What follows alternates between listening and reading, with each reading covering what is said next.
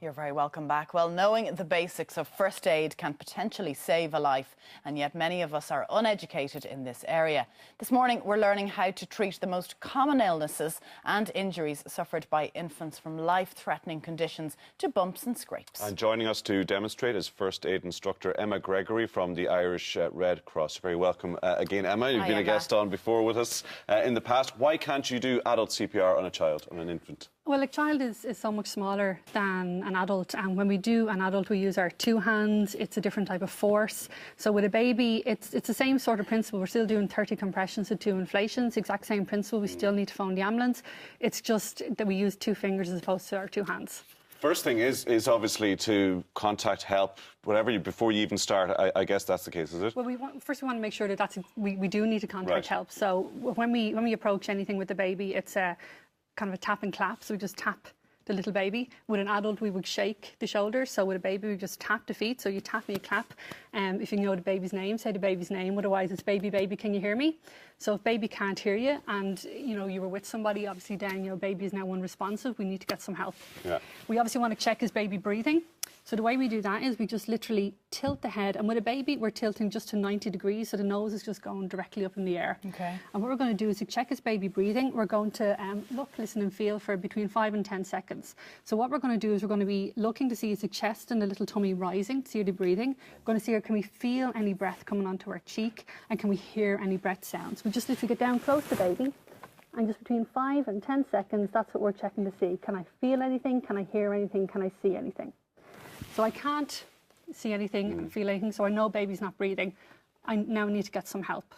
Now, a lot of the time, if you're on your own, most people have a mobile phone with them. We all seem to be carrying these days. So what you can do is you can actually just dial your emergency services. You can put it on loudspeaker. The guys on the other end are brilliant. They will talk you through everything. They'll keep you calm. They'll tell you what to do. Can I just make that point, Emma, about calmness in a situation where something like this is happening? It's very easy for us to sit here and talk about it logically and all the steps. You're talking about panic in a situation here. How important is it to try at least to maintain some sort of calm? As best as you can. It's kind of easy when you're kind of teaching someone or showing someone how to do this, but when a real life situation comes, how you're going to react. Especially even if it's your child, as opposed to a stranger's child. So that's why ringing the guys and getting that support on air is really, really good and key. But you're being really super efficient with your time in that you're making the phone call, but you're still keeping the action going here. Exactly, yeah. So next thing we're going to do is we're going to start going into our compressions. So our hand goes under here. So what we're basically doing is we're essentially just going under the shoulder blade here.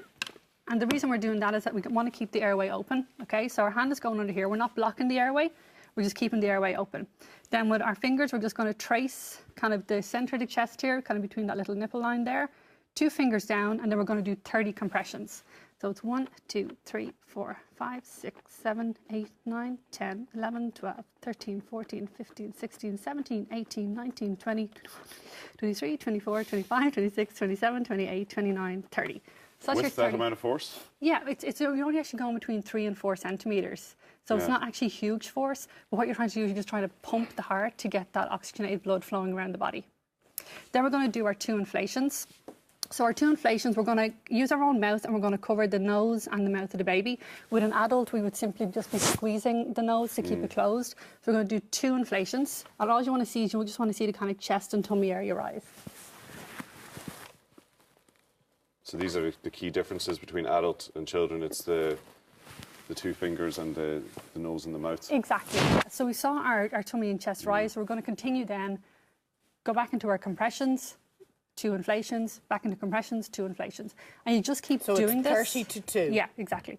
We just keep doing this until hopefully maybe baby comes around, until the emergency services arrive and they can take over, or unless baby gets sick. Because obviously you're not going to continue CPR if baby gets sick. If baby does start getting sick? Well, you just obviously turn baby over to the side and just make sure that you get sick out of the mouth. Yeah. Check again to see are they breathing. If they're not breathing, continue your CPR. Let's move on to the choking situation then, which is something maybe more common than a loss of breathing. And the first instinct is to reach down with a finger and try and retrieve the object. Is that a wrong thing to do? So unless Even you if it's a natural thing to do. So it's probably a natural thing to do, but obviously we know that like baby's mouth is so small, okay, and their windpipe and that is just so tiny. So we have to really be careful if we are going to go anywhere near it that we're not actually shoving the object further down. So if you can see it and with your little finger, if you're able to just literally scoop it out, that's fine.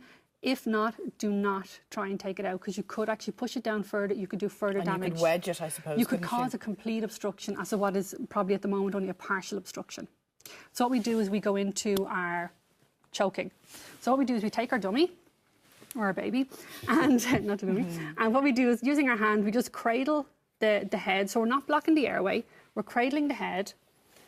And you can do this standing, sitting, whatever way works for you. So that's the way baby's going to be. So you can see that they're anchored, not going to go anywhere. Legs over your arm. Yeah, not going to go anywhere. I'm just going to put my... do this here. Yeah. It's good practice. Hopefully I never need it. But This is, now we're talking So see the way my hand is there? under the So yeah, neck. just along the chin area. Okay. Because you're not going to block the airway, yeah? Okay. And we're just going to put, so I'll just dial it away for you. Just put that, your leg out a bit. We want to get baby's head lower. Okay, lower. Okay. Yeah, and just sit her down like that a bit, and just slightly lower. Yeah. Now what you're going to do is, with your other hand, your free hand, you're going to do up to 5 back slaps, okay? Now, we say up to 5 because if it comes, you could do 1 back slap, object could come loose, you don't go any further. So it's up to 5 back slaps. And where you're going to do is literally between here, so between the shoulder blades here, and what you're going to do is make sure as well, a lot of time, like if you're a man with a watch on, you might just want to take your watch off because again, if you're going to do these gliding slaps, the watch could maybe take off the skin or something like that. So just be careful if you're wearing any jewellery. So we're going to do our up to 5. So 1, 2, 3, 4, 5, and it's just those gliding slaps. Then with that hand, cradle the head, and you're going to wedge baby between, and you're going to turn over. Okay. So you're going to get baby over You're here trying to again. use gravity, aren't you, Emma? Essentially, you're trying to keep the baby in a situation Yeah. and encourage the object to go out with Exactly, the yeah. Ignite slaps. itself. Yeah, and then again, head down, lower again. And we're going to go into, similar to what we did with CPR, our little compressions here. So you're going to get your 2 fingers again in along that nipple line. Just about there. And you're just going to do again up to 5. So 1, 2, 3, 4, 5. And if it doesn't come out, just keep going. So you just keep back slaps, compressions, back slaps, compressions. Okay. If the object comes loose, that's great. If the object doesn't come loose and the baby goes unconscious, you go into your CPR like we did before. The only difference is that when you go to do your inflations, just checking them out to see has the object come loose. Yeah, and that you can retrieve it then. Exactly. Emma, hopefully that people will never have to do that. I know, but it's it's so great to know, frightening, isn't it? and great to know the steps involved.